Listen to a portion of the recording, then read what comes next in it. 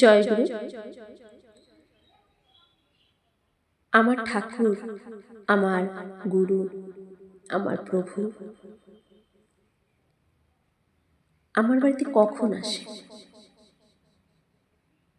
যারা কুলগুরু দীক্ষিত তাদের গুরু তো বছরে দুবার বা বছরে একবার হলেও তাদের বাড়িতে এসে পদার্পণ করেন, সবাই গুরু সেবা করেন। কিন্তু আমার গুরু আমার বাড়িতে তো আসেন না। আসুন, আমার গুরু কখন আমার বাড়িতে আসেন? আমাদের শ্রী শ্রী ঠাকুর অনুকূলচন্দ্র, আমাদের সদ্গুরু কখন আমার বাড়িতে আসেন? আজকের ভিডিওতে সেটাই জেনে নেব। চল।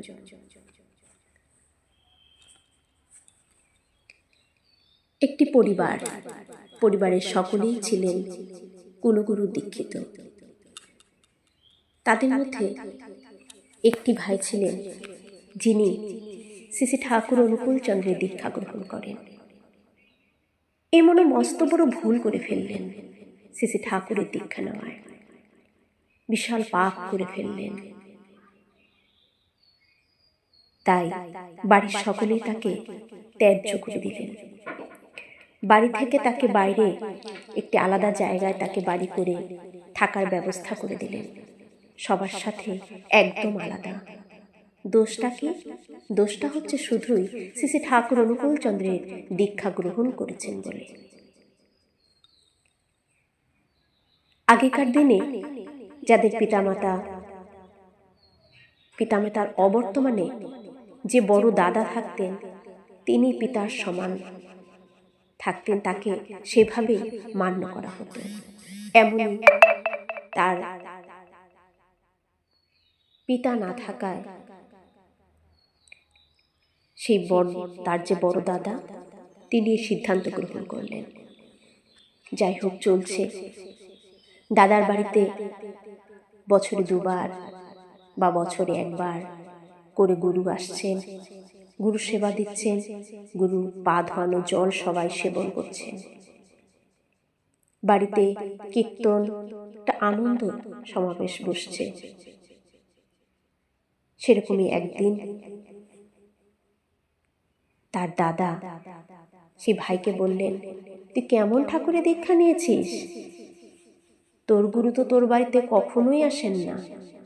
দেখ, আমার গুরু বছরে একবার তো আসেনি খোঁজ খবর নেওয়ার জন্য, এমনকি বছরে কখনো দুবারও চলে আসেন আমরা কেমন আছি দেখার জন্য, আমাদের সেবা দেওয়ার সুযোগ করে দেন। আমরা তার পা ধোয়ানো জল সেবন করি, তার আশীর্বাদ নিই, বাড়িতে কত আনন্দ অনুষ্ঠান উদযাপন করি আমরা। আর তোর গুরু এমন গুরুর এক দীক্ষা নিয়েছিস যে গুরু কখনোই তোর বাড়িতে আসেন না। আর তোর গুরু আসবেন কিভাবে রে? তোর গুরু তো পড়াশোনাই করেননি, আমার গুরু অনেক ডিগ্রি। যাই হোক, ওই বোকা ভাইয়ের মনে কষ্ট হলো। তিনি ভাবলেন, ঠিকই তো, আমার গুরু তো কখনোই আসেন না আমার বাড়িতে। তিনি ঠাকুরের কাছে গেলেন। ঠাকুরের কাছে গিয়ে মুখটা ভার করে, মনটা খারাপ করে ঠাকুরকে পিছন দিয়ে বসে আছে। ঠাকুর তো অন্তর্যামী, তিনি হচ্ছেন এই ব্রহ্মাণ্ডের মালিক, তিনি জানবেন না আমাদের ভেতরে কি চলছে, কোথায় কি চলছে? সব আলাপচারিতা চলছে ভক্তদের মধ্য দিয়ে। ঠাকুর একদম সাধারণভাবে চলছে। অনেকক্ষণ পর ঠাকুর উঠে আসলেন।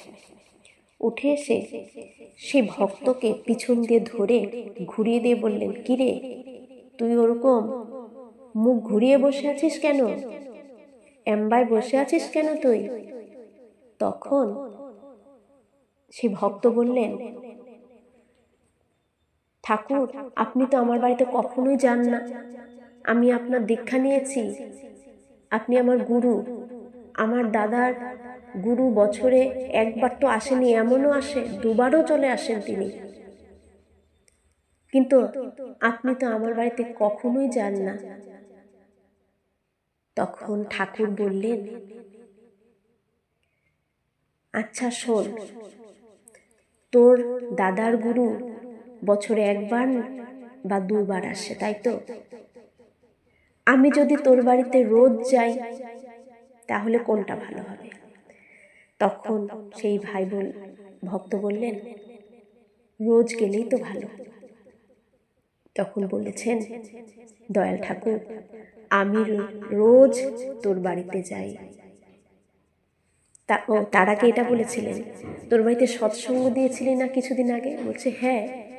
বলছে ঠাকুর ভোগে তুই এসব ভোগ লাগিয়েছিলি না? বলছে হ্যাঁ। বলছে ওই ভোগটাতে এই জিনিসটা দিয়েছিলি না? বলছে হ্যাঁ ঠাকুর। বলছে ঠাকুর আপনি কিভাবে জানলেন? আমার বাড়িতে সৎসঙ্গ হয়েছিল, আমি ভোগে এই দিয়েছিলাম।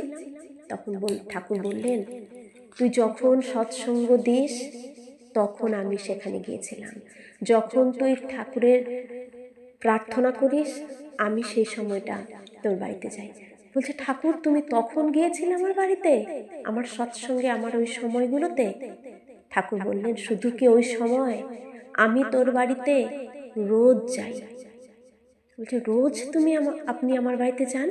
বলছে হ্যাঁ, যখন অতি প্রত্যুষে তুই ইষ্টভৃতি প্রদান করিস আমি তো সেই সময় রোজ তোর দ্বারে দুহাত পেতে দাঁড়িয়ে থাকি তোর ইষ্টভৃতি গ্রহণ করার জন্য। আমি দেখে আসি তোকে, আর তোর যত পাপ সব কিছু আমি ওই ইষ্টভৃতির মধ্য দিয়ে আমি হরণ করে নিয়ে আসি। আমি তো রোজ তোদের দ্বারে দ্বারে যাই, গিয়ে হাত পেতে দাঁড়িয়ে থাকি। তখন সে ভক্ত ঠাকুরের পা ধরে আকুলভাবে অঝরে কাঁদছেন। বলছে হে ঠাকুর তুমি রোজ আমার বাড়িতে যাও। তখন বলছে তাহলে তুই কি চাস? আমি কি রোজ তোর বাড়িতে যাব, নাকি বছরে ওই একবার কি দুবার যাব? তখন বলছে না ঠাকুর, আপনি আমার বাড়িতে রোজ যাবেন, আপনি আমার বাড়িতে রোজ যাবেন। এই হচ্ছে আমাদের ঠাকুর। তিনি সদ্গুরু, তিনি এই ইষ্টভৃতির মধ্য দিয়ে আমাদের যত পাপ তাপ, যত ভুল ভ্রান্তি তিনি হরণ করে নিয়ে যান। শুধু আকুলভাবে ইষ্টভৃতি করা লাগে। জয় গুরু।